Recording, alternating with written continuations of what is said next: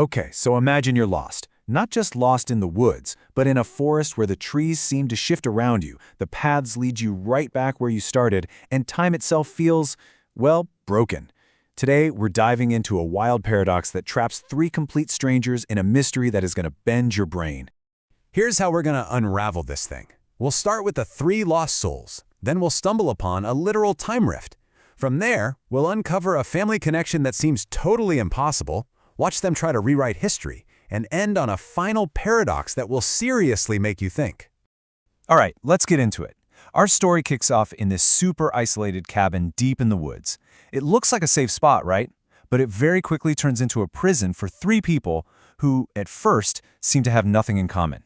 So first up, we meet Samantha, and you can just feel her panic. She's pregnant, all alone, and her husband, who went to get help after their car broke down, just never came back. That was 2 days ago. So she's just been holed up in this weirdly empty cabin trying to hold it together. But she's not alone for long. This guy, Tom, shows up. Turns out he's the one who's been leaving food and supplies there. He seems nice enough, says he'll help her out, but then he drops this little fact. His car also broke down, and he's been stuck out here for 3 days. And that's when you start to think, this probably isn't a coincidence. And just when you think it can't get any stranger, a third person enters the picture. They find this young woman, Jody, just passed out in the woods.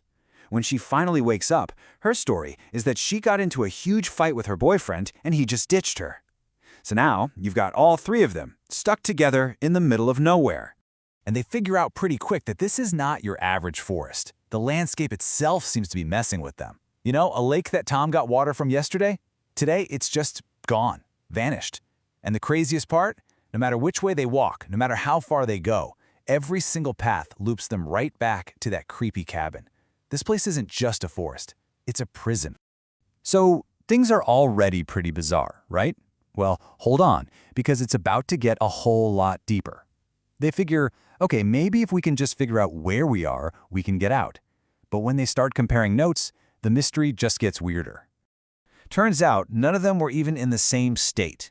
1 minute they're driving in New Hampshire, the next in Dakota, the next near LA. And that's when it finally clicks. The problem here isn't just about being lost in space. The real shocker, they're also lost in time. And this is where the unbelievable truth really comes out. Check this out.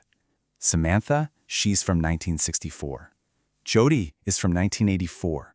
And Tom, he's from 2011. They haven't just been pulled from different corners of the country. They have been literally ripped out of completely different decades and dropped into this one, timeless place. But why? I mean, what could possibly connect these three random people across nearly 50 years of history? Well, the answer is actually buried underground, in an old German war bunker they find, and what's inside leads to the single most shocking twist in this entire story. So while they're exploring this bunker, they get captured by a German soldier who looks like he's straight out of World War II. He's wearing this locket, and when Samantha sees the picture inside, she just freezes. It's her mother. But then, in this absolutely insane moment, Jody pulls out the exact same locket. She says it was her mother's too. And then all the pieces just slam into place with this horrifying clarity. The soldier? That's Hensman, Samantha's long-lost father. Samantha then realizes that Jody must be the daughter she was always told had died with her in childbirth back in 1964. And just as they're processing that, Tom drops the final bomb. Jody is his mother.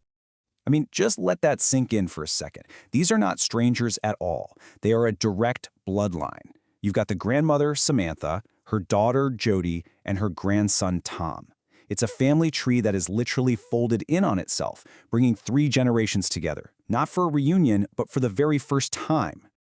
But finding out they're related isn't some happy family moment. It's actually a curse.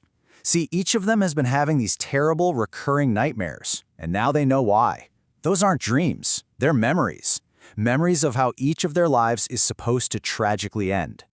So, Samantha knows she dies giving birth to Jody.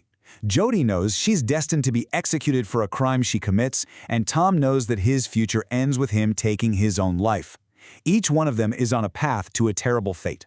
But being here, together, outside of normal time, it gives them a crazy idea. What if they could change it? They figure out that all of their family's bad luck, all the tragedy, started with one single event, the death of their ancestor Hensman in an airstrike on May 14th during World War II. And then comes the biggest realization of all. Today is May 14th, and this forest is that exact spot in Poland. So the plan seems simple. If they can just save Hensman, his survival should create a ripple effect, resetting the timeline and erasing all of their horrible futures. But, fate isn't going to give up that easily.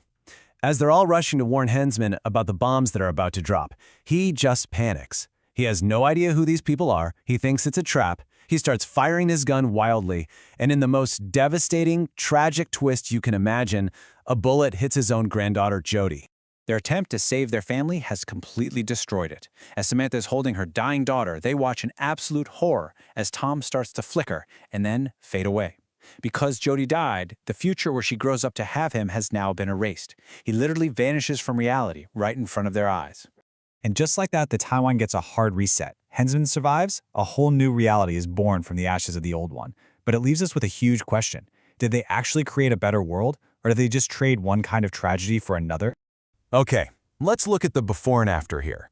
In this new timeline, things look better on the surface. Hensman lived, so Samantha survived childbirth and got to have a long, full life.